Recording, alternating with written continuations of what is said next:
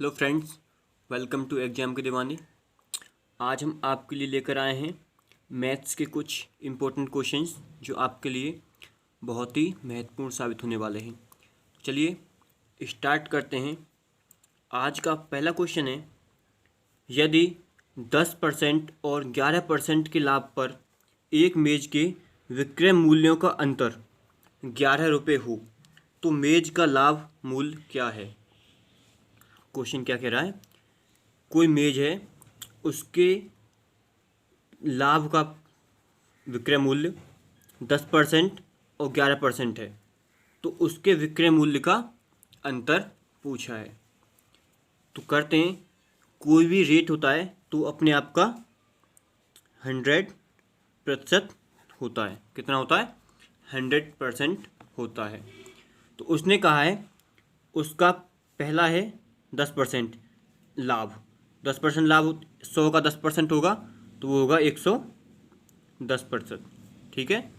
और दूसरा दे रखा है 11% लाभ, तो इसका 100 का 11% का होगा, कितना होगा? 111%। कितना? 111%।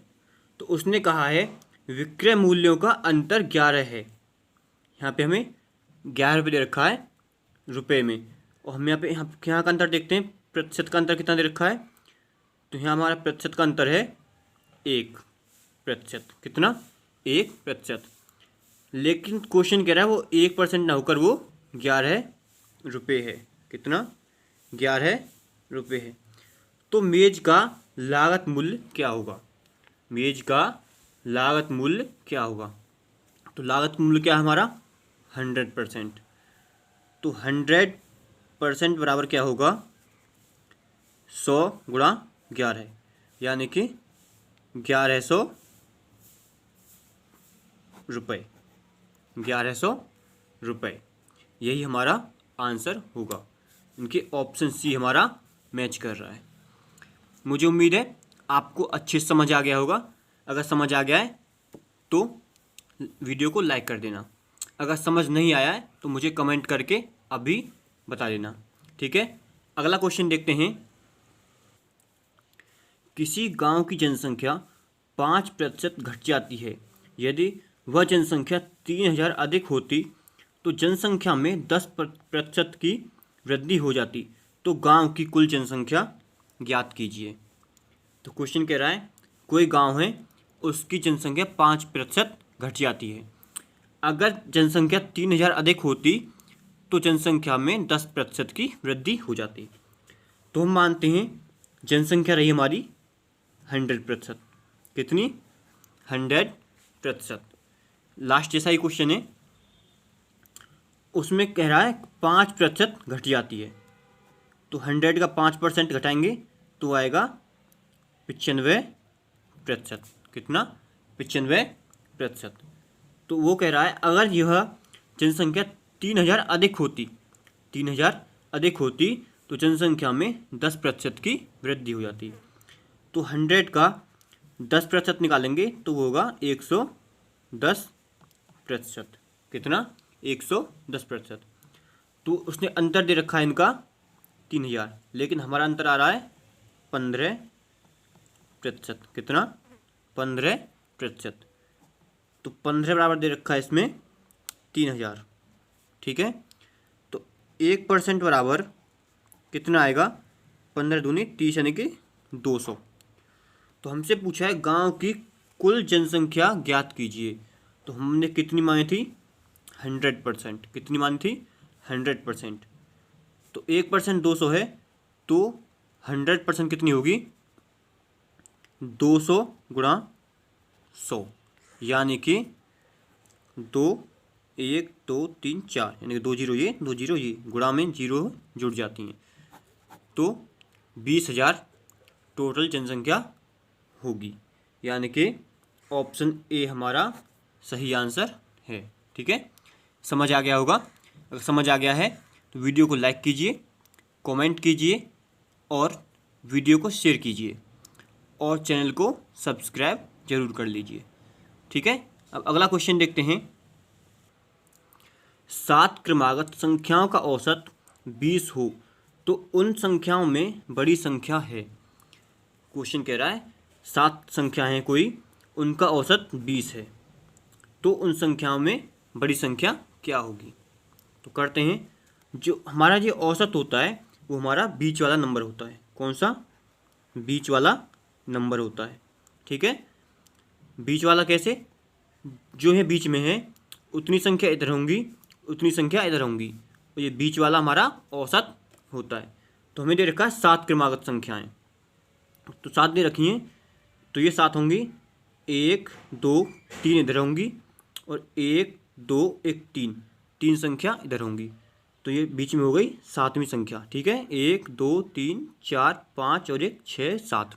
ठीक है, तो बीच वाला नंबर है हमारा 20। तो उसने पूछा है बड़ी संख्या, तो बड़ी संख्या क्या होगी?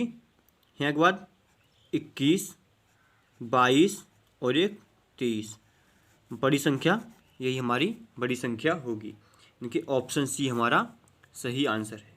ठीक है, 23 बड़ी संख्या होगी जिनमें 20 उसका औसत होगा। ठीक है, अगर इसमें पूछे आपसे कि छोटी संख्या क्या होगी, तो छोटी संख्या कैसे याद करेंगे?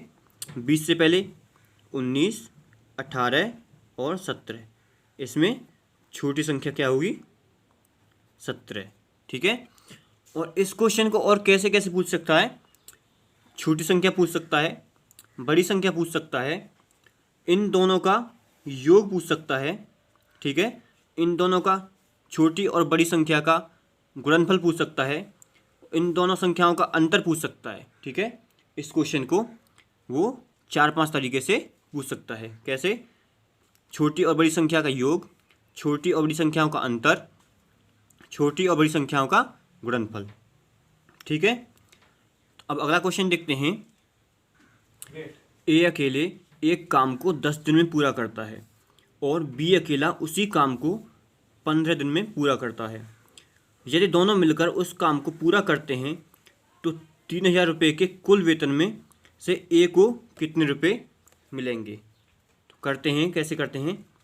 ए है वो करता है 10 दिन में और बी है वो करता है 15 दिन में, तो हम इन दोनों का एलसीएम लेते हैं।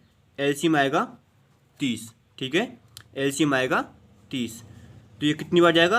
ये 3 बार और बी से 2 बार। ठीक है, इनका एलसीएम लेने के बाद ये जाएगा 2 बार, ए का 3 और बी का 2। तो हमें दे रखा है, हम इनको रेशियो में लिखते हैं 3:2। ठीक है, हमसे कह रहा है 3000 की कुल मजदूरी है और ए का वेतन पूछा है, तो हमसे जिसका पूछा है, हमसे जिसका पूछा है उसको हम ऊपर लिखते हैं और बटे में इन दोनों का योग लिखते हैं।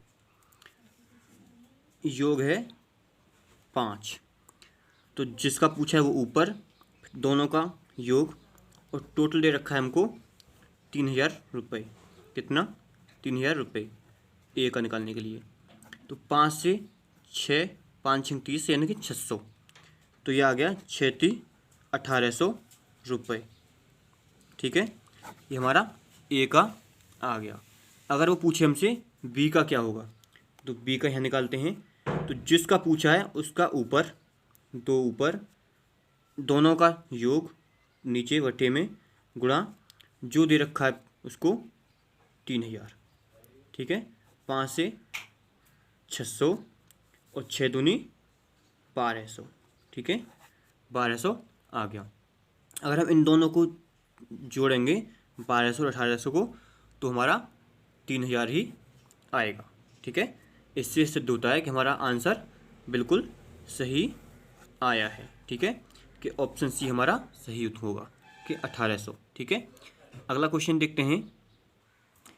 एक परिवार में 24 दिन में 60 किलोग्राम चावल की खपत होती है, तो उसी परिवार में 18 दिन में कितने किलोग्राम चावल की खपत होगी। तो इस क्वेश्चन को कैसे करते हैं? कोई परिवार है, उसमें 24 दिन में 60 किलोग्राम चावल को खाते हैं। ठीक है, तो उसी परिवार में 18 दिन में कितने किलोग्राम चावल खाएंगे। तो सबसे पहले हम एक दिन का चावल निकालते हैं कि एक दिन में कितना खाते हैं। तो 60 में 24 से भाग देते हैं, ठीक है। 12 दूनी 24 और 12 पंजे 60, यानी कि 5/2। अब इसको करते हैं 2 दूनी 4 और 10 में लगा लिया, 2 पंजे 10, देखिए 2.5 किलोग्राम चावल वो एक दिन में खाते हैं।